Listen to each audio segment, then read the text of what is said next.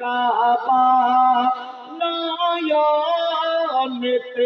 Medina সুবহানাল্লাহ সুবহানাল্লাহ আসে যতই তুফান সুবহানাল্লাহ আসে যতই তুফান আমি কভু ডরি না আমার হৃদয়ে কাবা নয়নেতে মদিনা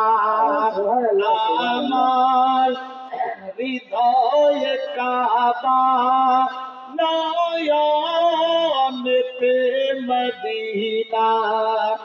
আসে যতই তুফান